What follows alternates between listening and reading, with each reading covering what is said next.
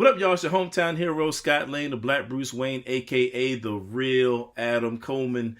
And you're rocking with True ID. And I am certainly excited about the guest we got today. We got a combination of Matlock and Ravi Zacharias. I'm saying we're ready for y'all. I'm sorry, it's been a long time coming to get her on the show. So y'all know what it is, man. True ID. We're about to get it popping with our sister Never Nitty. How you doing there? I'm good. How are you, brother? Doing great. It's good to have you on the show, man. It's been a while. It's been a long time coming. Yes, sir. Yes, sir. Thank you for having me. It's a pleasure and an honor to be here with you. Cool. That's what's up. So, for our audience, maybe just kind of tell us about a little bit about yourself and, just, your background, how you came to Christ and all that sort of thing. You kind of let us know who is Nefertiti. Okay, so I always get a little caught up on trying to define who I am because, I find it difficult, but just a little bit of backstory. Like you said, I am an urban apologist, such as yourself. I defend the Christian faith to the bloody death if I have to. I just find that a lot of people have questions about it, and I feel like I'm in a position to try and answer them. I came to Christ. Well, I was kind of raised in Catholicism and an indigenous African belief system known as Ifa, or some other people know it by Yoruba, and Catholicism at the same time. So that was kind of an interesting upbringing for me, going to Sunday school classes and then also attending these meetings with my mother where we would do ancestral worship, try to appease deities, chant, and, have the drums going on. So I was raised really Afrocentric in that regard. And then later on in my teen years, I went through this whole leaving Christianity because it's the white man's religion thing. I had been introduced to Anthony Browder by a couple of brothers, and I ate his books up, ate up everything I could get my hands on. Like I said, I was already Afrocentric, but just coming into a deeper personal understanding or knowledge of that vein of thought was really captivating to me. And so because of that, like I said, I left the faith. But then, having been brought up in the faith, sort of, I always had these nagging questions that I needed answers to. And so how I came to Christ was basically, one, through a spiritual encounter that I had with him. And, I don't know how much time you got, but I don't, Hey, but basically what happened was there was a park that I was at, and people were drumming. And like I said, I grew up around the drums. And so there were people in the park drumming and giving praise to the ancestors and the deities or whatever. And I kind of got caught up in the moment. And so my friends had to try to bring me out of a trance-like state. You know what I'm saying? And then shortly thereafter, I felt like I was introduced to this spirit who I hadn't really previously had contact with. Now, I grew up around spirits, but then I was introduced to this different spirit, which was like a light, and I call that my first encounter with the Holy Spirit. And, he would send things my way, like answering questions that I had asked only to myself in my private study, thinking out loud or whatnot. And then people would come randomly answering the questions that I had asked. And I knew that wasn't a coincidence. And then just a plethora of things in that same vein where I knew that it was spiritual. And I knew that it was the same Christ that I had rejected, until they got to the point where I was sitting in church one day listening to a sermon. And it was just, how it is when the Holy Spirit convicts you in church. It's hidden. The pastor is like he's talking to you. So he was definitely talking to me. He was talking about, my upbringing. He was talking about worshiping false gods. He was just talking about so many different things that had hit home for me. And I felt like the Holy Spirit just was like, okay, it's time. And that's how I gave my life to Christ. In addition to that, there was this elder at the church who I asked a couple of questions to with regards to the Bible, and he just gathered a whole group of a whole squad of elders, and they all sat around me, my now husband, and his cousin, and they just sat down answering questions after question, and we wound up having Bible study for hours weekly, and coming into a fuller understanding of the Bible and what it actually teaches, as opposed to my Catholic upbringing, also helped me to surrender to Christ and let go of some of the things, the practices that I had been engaged in. Wow, wow, that's a powerful story. Like, I'm trying to get an understanding because when I think about our people's history here in the West, what you described as where there's this overlap or syncretism, what I'm saying, between Christianity, particularly Right. Catholicism, and some of the indigenous religions. I mean, that's not uncommon, like say in the Caribbean or things of that nature. Like, help us to understand, like, how does somebody who's in that mode, like, how do you kind of go back and forth between the two, or maybe you don't even see it that way. Like, how do you practice both with them being distinct worldviews like that? So I do find that for me personally, because my grandmother, like you said, Caribbean, my grandmother is Afro-Cuban. Mm-hmm. And so she was very devout, a devout Catholic. She is, well, that's another story, but Okay. she raised me. She raised me a very devout Catholic. So like I said, I was going to classes and I was reading the Ten Commandments and it was saying, have no gods but me. But yet my mother would take me to these meetings where we were basically worshiping other gods. To my juvenile understanding, that's what I felt like was going on. We were worshiping other gods. And so it was a conflict. Initially, it wasn't because as a child, you just do whatever your parents tell you to do, Right, But right, as right, I right. began to have a clearer understanding for myself and come of age, I realized it was a conflict. And I told my mom, I was like, I don't feel comfortable. I think I was around 12 years old. I told her I didn't feel comfortable continuing going to the meetings because I felt like it was in conflict with my faith. And I remember overhearing her having a conversation with her mom, and my grandmother was like, she's a child. She got to do whatever you tell her to do. But my mother was gracious enough to allow me to stop attending, and I have not been back to one since. But for other people, I think that it's more difficult to find that distinction simply because you're raised in both. You're raised in both. Like you said, it's a syncretism. So the way it's presented is as though it's united. But the Babalao that I sat under, I remember he would like give teachings. And I remember him saying, we don't believe that God had a son. Like, why would God need to send a son to die? And so I feel like if you're in an environment where it's not that blatant of a conflict, then it will be okay. You know what I'm saying? But Right. because he was saying these things verbally and because I was being taught something else in church, that's where it became a conflict for me. But yeah, I think that for most people, they just see them as going hand in hand because in Catholicism, we have a lot of, they don't call it worship, but it basically is what it is. Saint worship, right? Mm-hmm. We pray the saints, they seek guidance, they seek intercession. And so it allows you to have these other deities and see them in that same role. Interesting. So let me ask you this. That's very fascinating. So I've been to a couple, Catholic masses. I don't really have an, extensive experience with the Catholic Church, but given your experiences, with the Yoruba perspective and kind of how that intermingled with Catholicism, do you have a view on Catholicism as well? Like, do you see it as being something that is problematic or maybe lends itself to that sort of syncretism going on? Like, do you? I mean, Absolutely. I think in my personal study, I've always been inclined to study. I have a passion for history, right? And so that's why I was easily swept up into the conscious movement was because it purported to offer a true history, right? And so I said that to say that when I left Catholicism, I left Christianity altogether, but in my journey back into the church or into true faith, I started doing a lot of research. And one of the things that first caught my attention was the fact that the Catholic Church has its own version of the Ten Commandments. There was a magazine that I found in a garbage can of all places. Okay. I was in class one day. Listen, let me tell you how they got garbage can ministry. Okay.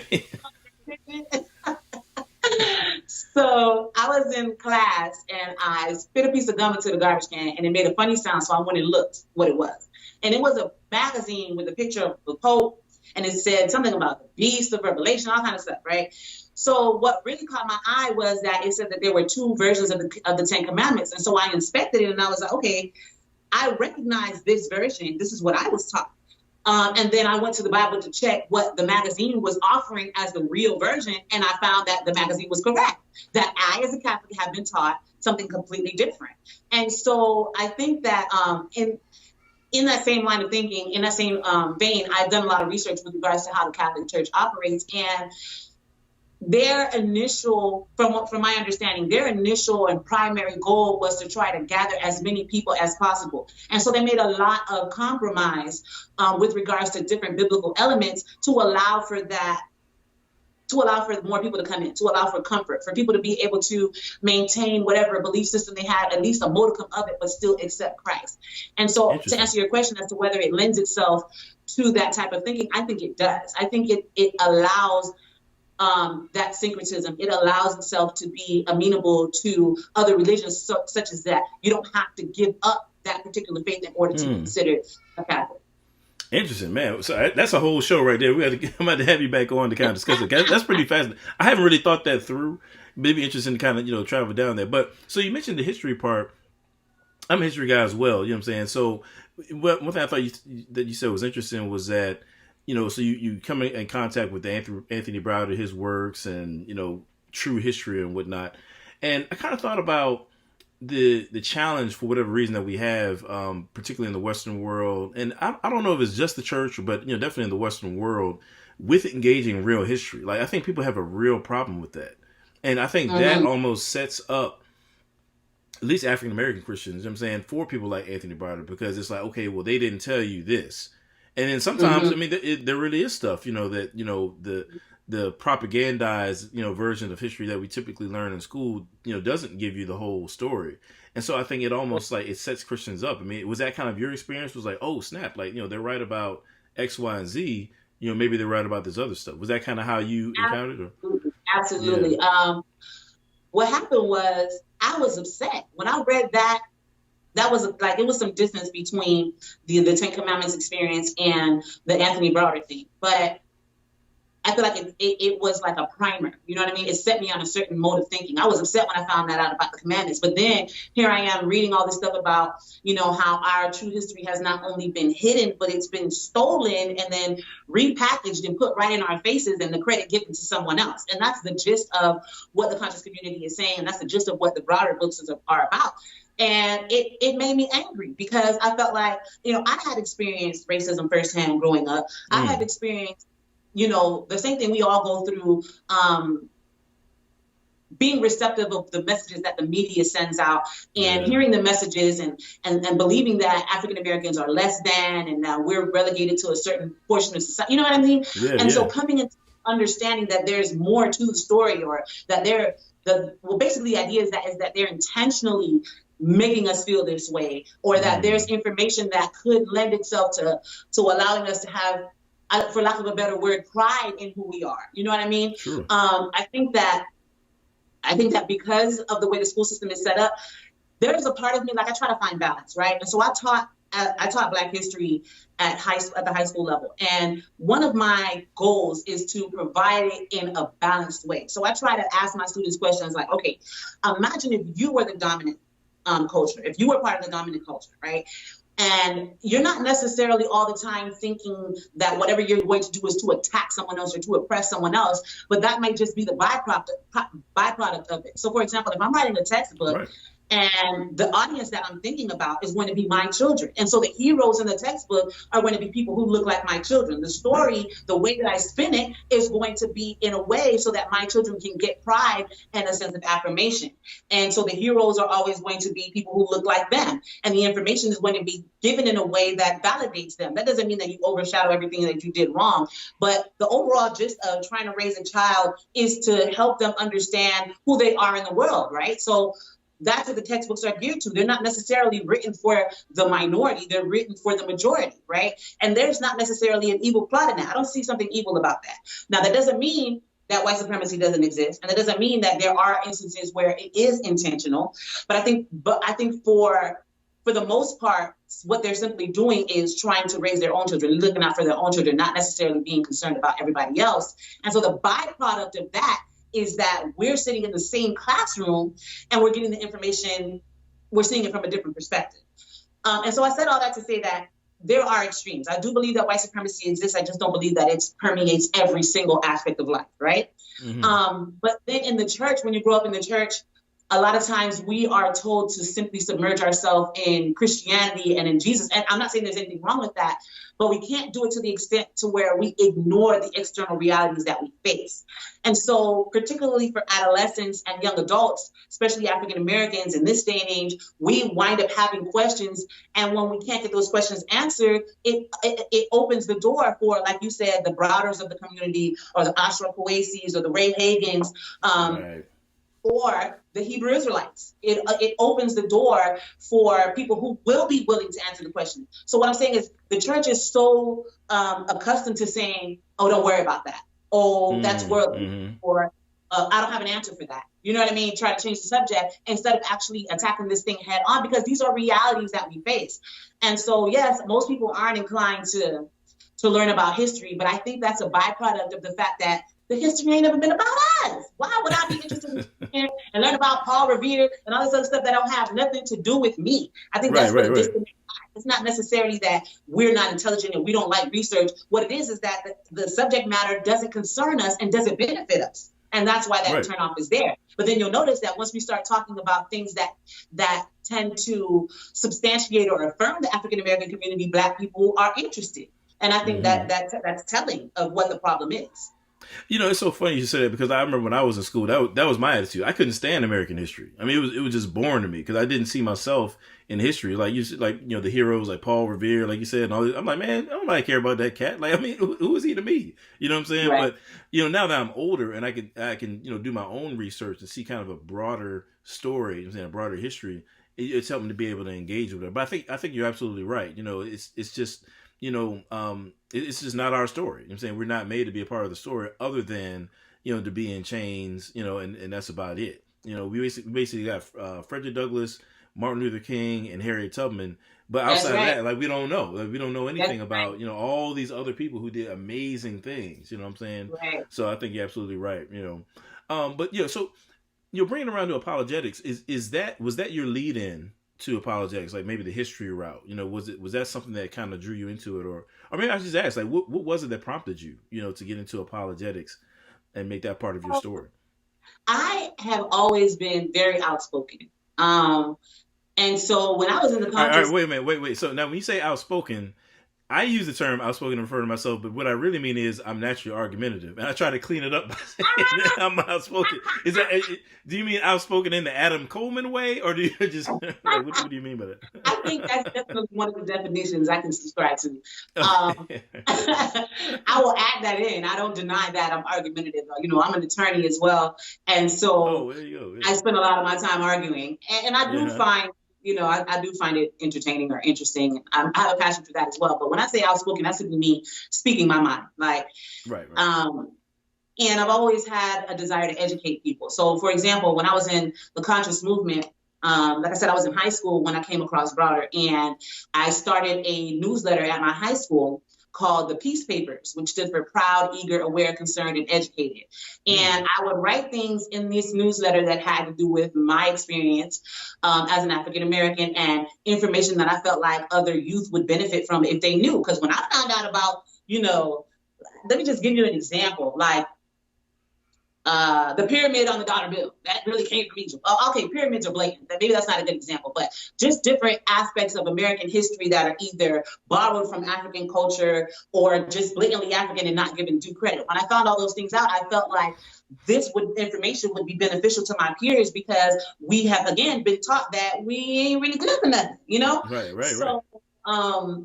So I've always been a proponent of whatever it was that I was believing in. From that point on, like, I've always tried to help other people. And so it was natural when I became a Christian, and I realized that what Browder was saying about Christianity, or what these other people were saying about Christianity, wasn't true.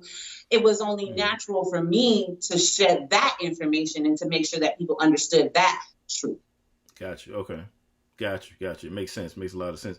Yeah, I always wondered about that. I mean, I've asked a couple people. I see this. I wonder, like, what is that character trait, or like, what is that something that makes somebody, get involved in apologetics? Like, it takes a certain kind of person, you know what I'm saying, to just put themselves on YouTube or, whatever, and or start a show and just be arguing with people all day. Like, not everybody is that kind of person. I didn't set out to be an apologist. I said people know about Christ, right? when you get bit by that Holy Spirit fire, you spread it, right? It's just Yeah, it's true. Yeah, the yeah. result of baptism, Yeah. the supernatural result. And so I think it just came about in the course of me talking about Jesus, and being unapologetically Black at the same time, and being what I consider myself to be conscious at the same time. People found an anomaly in that. I was an enigma. So they started asking me questions about that and telling me that I was a walking contradiction. It's an oxymoron to be woke and to be Christian. And so I found myself having to defend that position. And I initially thought that I was, a rare breed. I really thought that there weren't many people who were facing those types of questions with regards to being woke and being a Christian. And then as I started having these dialogues with people online, I found more and more people that were on either side of the spectrum. And so it just naturally led its way into me. Like, I didn't call myself an apologist. I was just out there doing my thing. But people kept saying, people kept referring to me as such. And so I just adopted the title. Yeah, that's how it was for me. I mean, for a long time, I didn't even use that term, you know what I'm saying? Because I feel like it's like a huge label or whatever, But you said something interesting. I don't want to get too far off script, you know what I'm saying? But I got to ask you, though, you know what I'm saying? Because you used that term woke and talked about how from the world, folks were trying to, get at you as far as supposedly being a contradiction between being woke and being a Christian. But now one thing I'm starting to see is that even within the church, you have a different segment of people who also believe that there's a contradiction between being woke and being a Christian, but from, other Christians saying that, you know what I'm saying? Right. Like, how do you kind of navigate that tension? You know what I'm saying? Like, I mean, on the one hand, you have people saying that, to be so-called woke and being a Christian is, basically a coon or something like that, or versus somebody, who's, in the church saying, well, to be woke and be a Christian, you're compromising to the world, or you're a social justice warrior, or something along those lines. How do you define being woke for yourself? And then how do you navigate those tensions there? So being woke, right, is supposed to mean being aware of the mechanisms that whoever society is using to oppress or subjugate people, right? And so being more concerned with that than just ordinary living. So when I was part of the conscious community or the woke community, whatever you want to call it, that was the main thing. It's like, okay, even though I'm in high school, I am no longer primarily concerned with the day-to-day life, like, I don't know, video games or boyfriend, girlfriends. I'm no longer solely concerned. My vision is not as narrow as it was when I was only concerning myself with, just regular life, right? I had the golds, I had the dreads. I mean, not dreads, I had the weave, I was doing everything. I'm not knocking weave. I'm just saying that was just who I was at that time. That's who I was at that time. And then when I started to come into an understanding of, okay, this is the image of beauty that has been placed before me, right? And this is what they want me to subscribe to, but my natural beauty is fine too, and it's beautiful too. When I start understanding different aspects like the prison industrial complex and the school to prison pipeline being a real thing, the fact that the 13th Amendment allows for enslavement being a real thing, I started to broaden my perspective when it comes to what life is and what being a part of this society is. And so I think if a person who is secular and conscious, I think that's how they would define it, is you're being aware of how society is trying to oppress us. And so carrying that over into being a Christian, I take it a step further because it's not just society. It's not just the white man that's trying to oppress us. It's the enemy who's trying to oppress us. He has his methods that he employs, and to be honest with you, he's behind all of it. He's behind every ill that you can find, whether it be like things that I've already mentioned, like the school to prison pipeline, whether it be those things, it's really him. And so I feel like you're woke when you know what's going on, but you're still at a level of sleep if you don't realize who's the puppet behind all of this. And so I feel like in order to be truly woke, the only way to be truly woke is to be a Christian, is to follow what the Bible has to say, is to understand the spiritual aspect of all of this. Because people nowadays, and I don't want to go off on a tangent, but people nowadays try to revise history in saying that the ancient Kemetic culture did not worship deities, that it was elements of natural life that they were trying to convey. And that's just not true.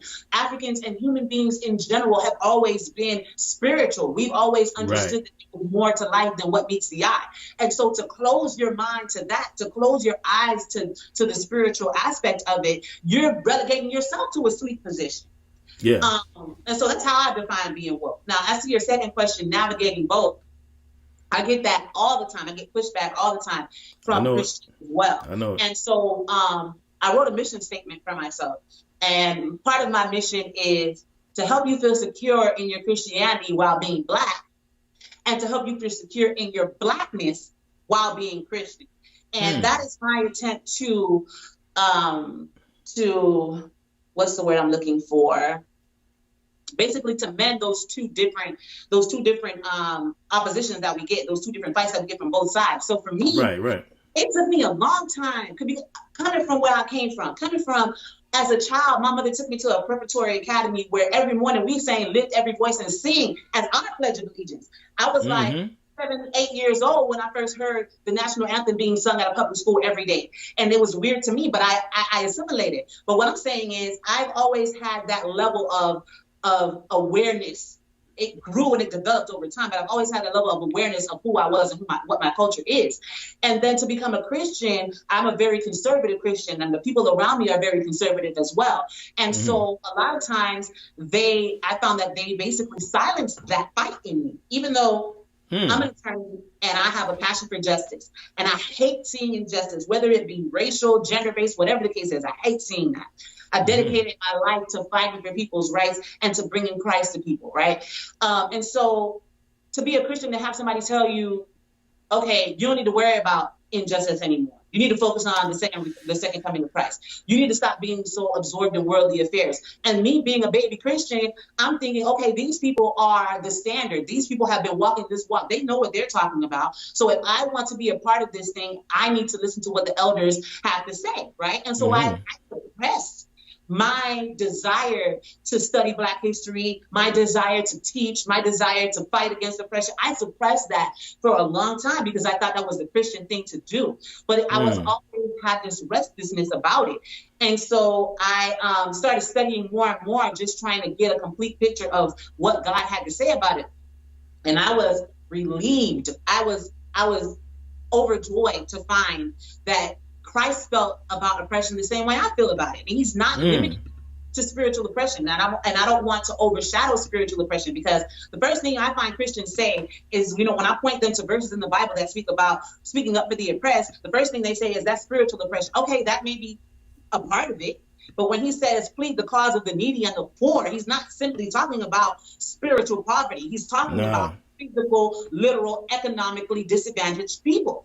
And so I find my mandate now in the Bible, in all of these verses that speak about speaking up for the oppressed and treating the immigrant as your brother, because I do immigration law, treating the immigrant as your brother, fighting against injustice, not silencing the oppressed, which is what I feel the church does. The church silences that part of us and tells us that it doesn't belong here. But we are supposed to carry Christ in every aspect of our lives. We don't confine Christ to church, right? And so as a Christian, if every part of my life I bring Christ to, then I should be able to bring all of my life also to Christ. You understand what I'm saying? Yeah. Oh, yeah. So I don't write a prescription for how to go about dealing with it. I don't know whether you're called to protest or write your senator or whatever method that God calls you to employ. But my mission is to make sure that you know that it is okay to address these issues, that the feelings that you have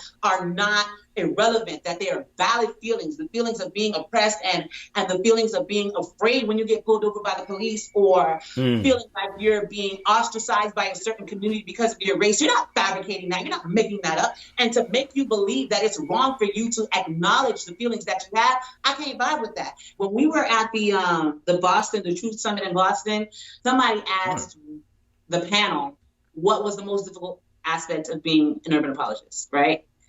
And we all said the same thing. It was Christians trying to silence us. And I I found that interesting that because to me, it's like you said, it's like a pet peeve or it's something that I can't stand. I can't. My blood gets to boiling when I come across people who try to silence me when they're supposed to be in the same faith as I am. And so. Yeah. So I need patience when it comes to that. But I find like a lot of people, I just had a logo design, for example, right? And I put the tagline Christian Black Woke in my logo. And I was showing it to my cousin. And then my cousin was like, well, you're going to turn off certain people because, you got the blackness and you're being very upfront about being Black. And then you got that trigger word, the woke in there, which a lot of people are arguing against these days or whatnot. And it's just like, I can't care. I cannot compromise. Yeah. I cannot afford to censor myself to appease people who may not even be the intended audience. If they have a problem with that, then maybe they're not the ones who the message is for, or maybe it is, and they need to listen to what I'm actually trying to say. But this whole idea of reshaping or constructing my identity to make it palatable to certain people, I can't vibe with that no more. I spend too much time doing that. Oh, my goodness. I'm with you. And I get the same thing because, and I think that it becomes challenging because I'm just be honest with you. What happens is people want me to be like a Candace Owens. You know what I'm saying? Like, I hate to be mean. You know what I'm saying? But there's no disrespect to her, but they want you to be. But in other words, like for me, I can't be effective in what I'm doing if I try to constrain myself to conservatism, politically speaking, in that side of the house. I just can't do it because some things that I have to say fall outside the parameters of what they would be comfortable with. You know what I'm saying? It's just a fact of the matter. You know what I'm saying? That's right. If you want to have a propagandized understanding of American history or America's present, I can't help you. You know what I'm saying? Because I can't be effective, in getting these souls out here and try to appease your hyper patriotism as well. It's just not going to work. Exactly. And at the end of the day, it's about souls. So that's where I'm at with it. The reason why we're here is because there's a need for it. And basically the way I feel is like by you trying to get me to repackage myself, you're pushing me out of the very void I'm trying to fill to make myself more acceptable to the others. It deconstructs the entire purpose of what I'm trying to do. I'm trying to reach those who are in the valley, who are in that place where they feel like they're not having their needs met. And it looks a certain way. It does. And I'm sorry, but I'm not going to apologize for saying that I'm Christian, Black, and woke. Like if that simple phrase alone triggers you that much, you got a problem. You got a problem. Right. And the thing is, it's just like with with the original disciples, where they, the Pharisees had a problem, and with how they were engaged in the Gentiles. They were like, all right, bro, well, peace. We're going to go do the work. Y'all can do what you want to do. I'm an apostle, to the Gentiles. We're going to go do the work. You say, y'all figure it out. You know what I mean? And that's what it was, so. I have a lot of patience when it comes to people who are ignorant as to the Bible, right? A lot of questions have in this field of apologetics is based in ignorance. These are ideas that they have about the Bible, having not studied it most of the time. You have few people who actually have studied it and raised some different types of questions. But by and large, I feel like most people who have arguments against Christianity are based in ignorance. And by ignorance, I simply mean not knowing, right? Sure. For that. Then I have for Christians who try to tell me that basically I need to not be Black. In Christ, there is neither Jew nor Greek. That doesn't mean that you don't identify as a Jew or a Greek. It means that there is no superiority of one or the other. But to tell me that to shed my Blackness at the door, I think that's a grave sin, and I think people are going to have to answer for that. Yeah, I think you're right. I mean, because if you carry that logic out, then you got to go, okay, well, there's neither Jew nor Greek, slave nor free, male nor female. So you have to promote some sort of, new covenant transgenderism if you want to keep that same logic throughout that verse. So it doesn't really make a whole lot of sense. Right, to be consistent. You know what I mean? So it doesn't make a lot of sense at all. And I think you're right. I think there are these misconceptions. And actually, that's something we wanted to get to anyway. So maybe this would be a good time to kind of segue into that. But kind of piggybacking off of what you just said, what would you say are those misconceptions that people have about Christianity, that could be a stumbling block maybe for folks who want to come into it. So for example, you mentioned this notion that, okay, well, if I become a Christian, then I basically just have to kind of let, a person slide and just kind of turn a blind eye to it, which is clearly out of step with the compassion of Christ and the dictates of Scripture. But, you kind of mentioned that, but what would you say are some other misconceptions that maybe are a stumbling block for the people that you come in contact with in the conscious community that prevent them from coming to Christ? I think that's a major part of it. I think their misunderstanding as to the teachings of Christ and what those teachings call us to do and how they call us to behave. I think people feel like that's soft. Like, turn the other cheek, that's soft. Like, I'm not trying to do that. Look how far it's gotten us. Basically, and they're not entirely wrong in terms of what the church teaches. But what the church teaches isn't always what Christ is teaching, right? So what I just mentioned about people silencing me and making me feel like I was wrong for caring, this is also the sentiment that the people on the outside are picking up on. And so that is a huge stumbling block, and we need to correct that. And so I do spend time trying to address this thing. I know you may have been taught this, but let's read this. Let me tell you how Christ really feels about this, that, and the third. Another thing could be simply another thing we touched on, the history of the matter. People are under the misconception that Christianity was stolen and repackaged from ancient Kemetic or Egyptian worship systems, and that it was forced on Africans, and that it was used to subjugate us, and that basically it was a trick. They traded us Jesus for Africa, basically, and for its people and for its resources, and that we wound up sort of in the stick because we're the ones who are being oppressed, and they're the ones on top, and it's all because Jesus, Right. So that's multi-layered, it's multifaceted. There's certain elements of attacking that I try to bring forth the truth or the distinctions, right? The distinctions between Christ and Horus, for example. That film Zeitgeist and the other film Hidden Colors, other such films that put out so-called comparisons between Horus and Jesus being born on December 25th and having 12 disciples, and his mother was a virgin and he was crucified. Because we don't study, we see somebody speaking with authority, and it's like, okay, it must be true. It must be true. And we take it at face value. And so what happened to me was when I started to investigate whether these claims were actually true or not, they started coming down. And that's what we have to do. We have to be able to go to the source. Don't just take the person's word for what they're saying. Okay, this is what Horus supposedly did. Go back and find that in the Egyptian history and see if anybody ever said that about Horus. And if you can't find it, it's probably because it's not true. You know what I'm saying? Right. But that's a big hurdle for people, though. I mean, because like when I first got into, it's like, these dudes are making all these claims. I'm like, well, dang, man, like, what if they right? You know what I'm saying? Like, I'm getting into these studies kind of hesitantly because I'm like, dang, I don't necessarily want to find something, that just destroys my whole faith. But at the same time, I'm all about the truth, though. So I got to study it, so I can't, I'm not the kind of person that can just live under a lie. So I had to go study it, but at first it was like, dang, man, what if I find something? And here I am like 6-7 years later. It's like, okay, I'm still good. Like, I haven't found nothing yet. You know what I mean? So that's real, though. That's very real. That's the key right there is people aren't honest with themselves. And so another issue is something that I feel like we as human beings, we can't necessarily address. The Holy Spirit can use us to try to address, but people have deep-rooted issues that can result from church hurt or from their misunderstanding. For example, use my husband as an example.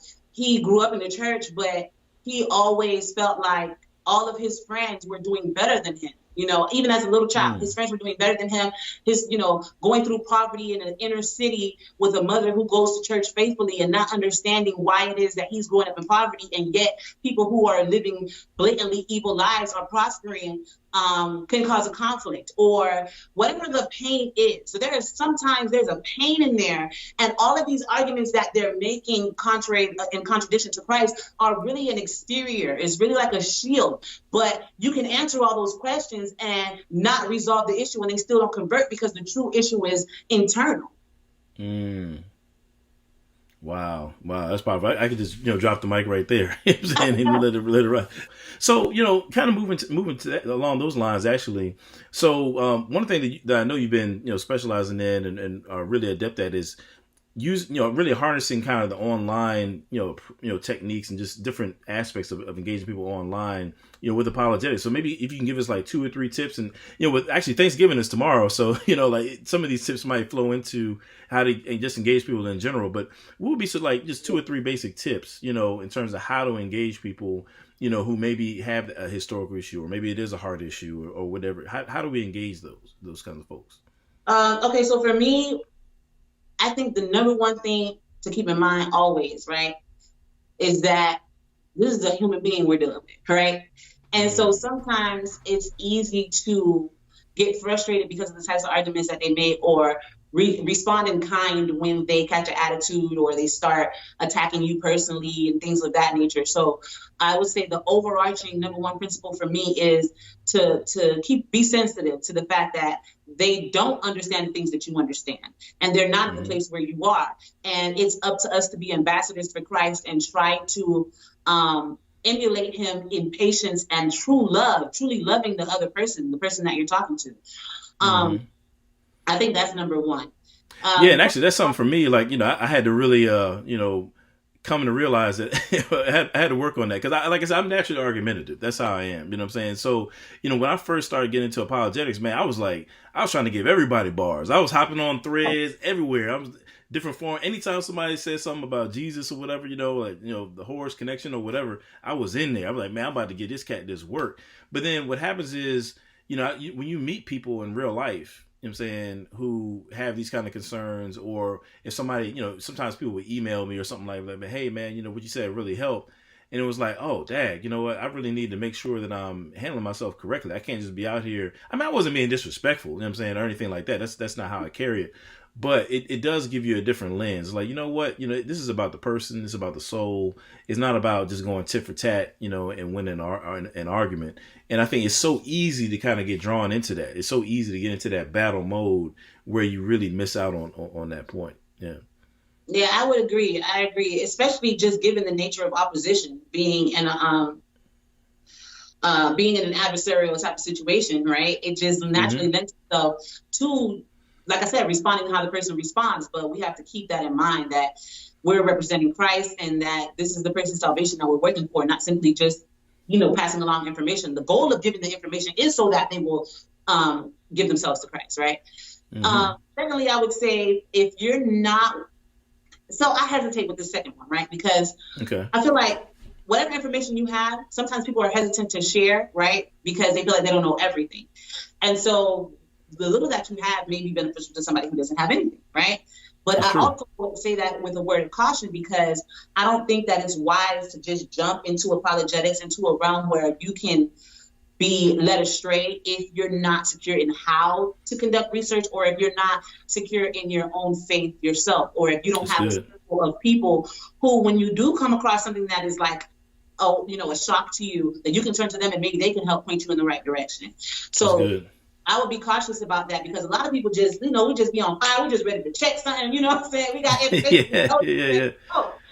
But this is a war. This is war. And so the same way you're engaged in battle, the opposing side, and not necessarily the person themselves, but the spiritual warfare. And so the enemy, the same way you're trying to gain soul, the enemy is trying to gain soul as well. And so he's coming for you. And so the Bible says, let any man who thinks he stands take heed lest he fall. You need to make sure that you know why you're doing this and what you're doing, and before you engage in apologetics to that level.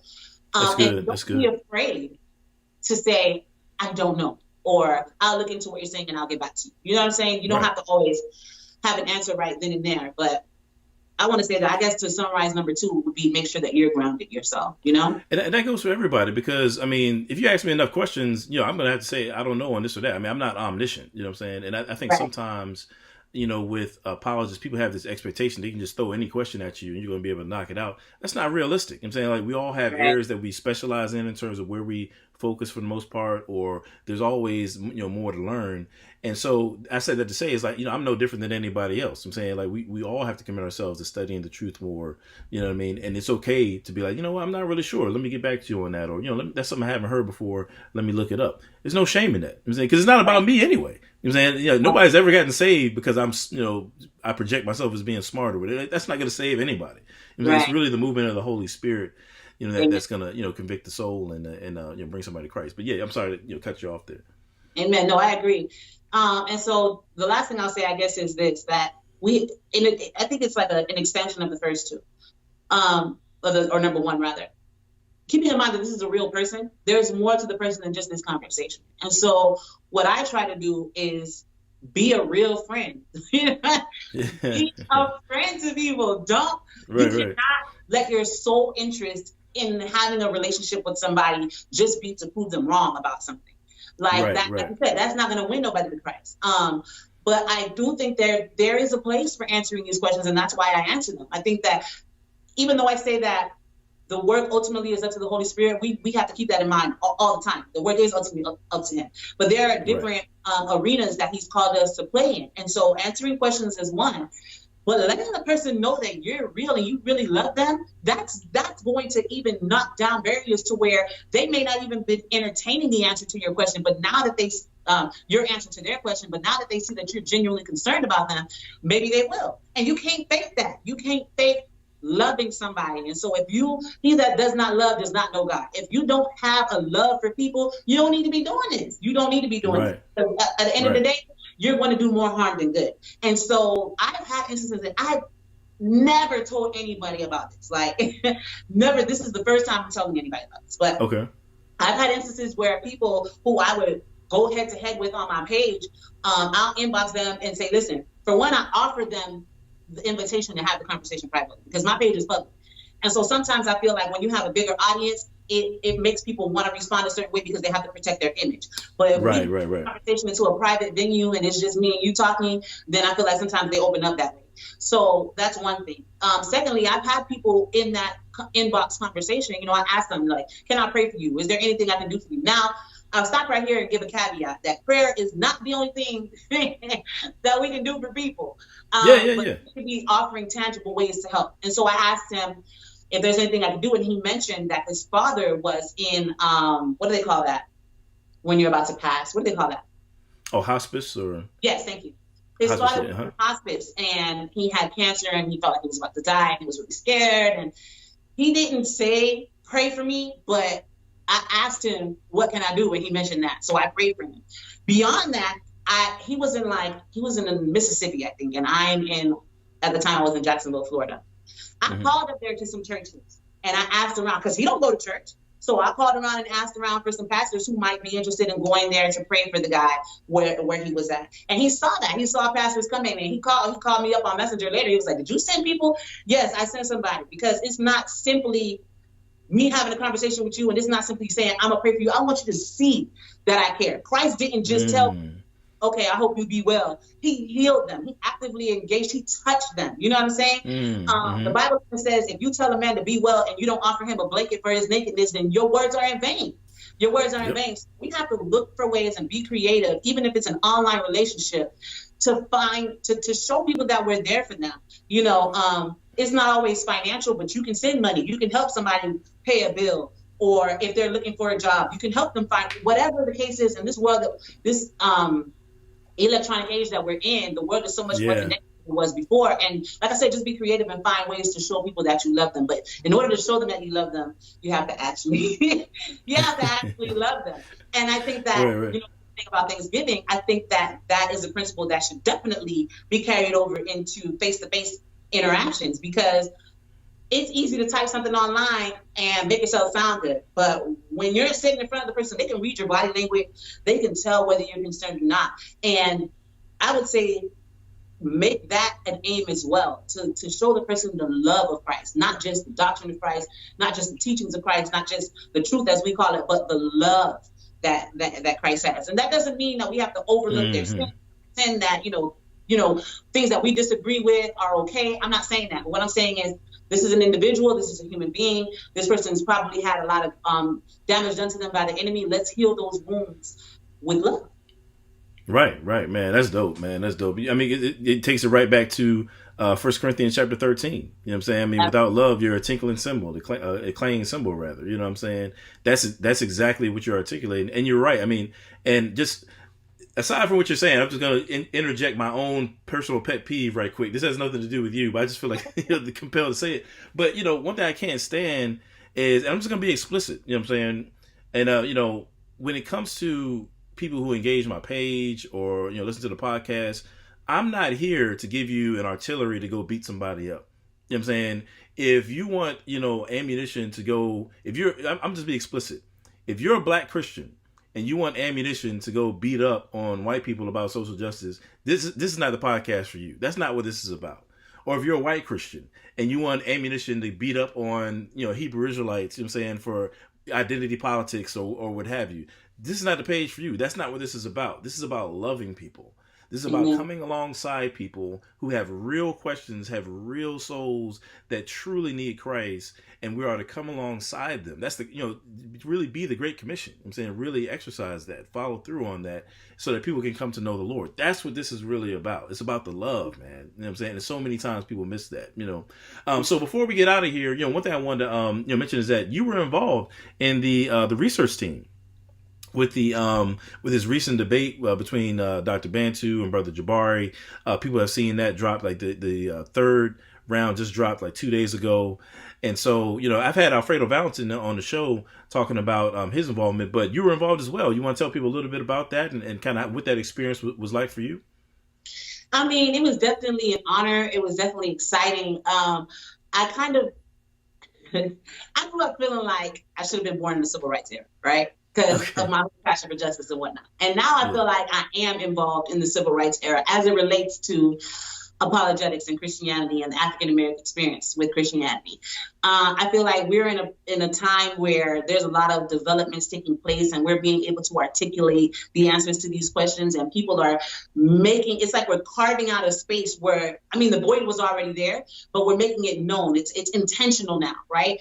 And so it was definitely, I feel like, a groundbreaking forerunner type of experience to be a part of that debate. Like, in my mind, I feel like 20 years from now, people are going to be talking about these movements that people are making now with regards to trying to, I keep forgetting this word, it starts with a C, but it's basically like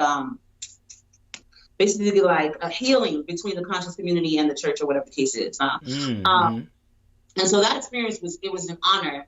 Working with Alfredo, he is very diligent. He's doing his thing, He's absolutely. Thing. And he was like, I would say, the major support, and because we were on the same team, he was a major support in the research. He would find videos and send them to me. He would even point to me certain questions that he felt like were good to do research on, and then we both pulled from our previous experience, our own knowledge with regards to the answers to some of the things that were being said in Jabari's previous videos and whatnot. And so he was really good at tailoring the conversation to Jabari's personality. But what we both did together was answering the questions that we felt like would likely arise, But it was definitely an honor, and I would be more than happy to participate in something like that again, because it's a lot of work. It's a lot of work, and then there's a lot of passion that goes into it, a lot of research that goes into it, and sometimes it can be a lot overwhelming for just one person. If we were expecting Dr. Banton to just do that on his own, in addition to everything else that he has going on, I don't think that would be right. So I think having a team is a necessity, and I'm like I said, I was honored to be a part of it. Yeah, it's dope because we live in an era now where because of social media, people like ourselves can connect in ways that, maybe 50 years ago we probably couldn't, to where we can have this team kind of thing and be able to contribute to, Bantu's efforts and all that kind of stuff. So it was dope having you on board, and your contributions and whatnot. And so I want people to really engage your work, man. How can they find what you're doing? How can they, engage you online? I know you got a YouTube channel. Let us know. How can we, hear more from Nefertiti? So like I said, I have a YouTube channel, YouTube.com/Nefertiti. You can find me there. I'm trying to be more consistent with the videos, but I got a lot going on. So, in addition, my most active social media platform is the Facebook page, and that's going to be /Nefertiti ESQ. You can find Nefertiti as well, which is just a regular page, but my personal page where I interact with people mostly is the one that says ESQ. I'm on Instagram as well because I do post a lot of memes, basically, with information and citations to where people can refer to them for answers to certain questions. And so it's easier found on my Instagram page or in the photo section of Facebook. I've got a project that I've been working on for like 2 years now, and life keeps, providing interruptions and obstacles, but I'm finally at the point where I'm ready to launch Nefertiti.com. And I'm going to do a lot of what I'm already doing on both YouTube and Facebook, but I'm also going to be offering courses with regards to urban apologetics and just being Black, period. So being Christian and being Black, and just being Christian and just being Black. Any one of those three will be offered. I have like a general Black history course. I have an intro to urban apologetics, which basically goes over the main arguments and the responses to them. where you can find some of those responses and all that good stuff. So you want to be on the lookout for that as well. Dope. Yeah. And so it's so valuable because I think a lot of people misunderstand or don't understand why that's important. I mean, I think about St. Augustine, back in the day when he wrote City of God. One of the things that he was trying to do was to look at history, particularly Roman history, through the lens of the Christian worldview. You know what I'm saying, and thereby give an understanding of how, where we fit in the world and how we're supposed to function. That was one of his goals with that work. And I think the same thing is needed now. It's like, okay, Farrakhan is trying to tell you where you fit in, and how to understand our history. Umar Johnson is trying to tell you how to understand our history. There's a number of different voices trying to shape, or try to provide a lens through which we understand our history. And we need people to provide a biblical lens. How do you understand our history here in the West? What's the biblical way to understand it? And then how do you function in that? So when I hear you say, teaching people how to be black, that's what I hear. I'm saying, like, what does it mean to be the best of who we are? Through having been redeemed in Christ and then living that out within our current context. So I think that's just powerful, man. So, definitely everybody check out Nephronity on the show, on our YouTube page. Nephronity.com is coming out, the whole 9. We appreciate you, sister, for being on with us, man. I definitely appreciate it. And with that being said, y'all know what it is, man. Love God, love people, and take care of the things that God blesses you with. Peace.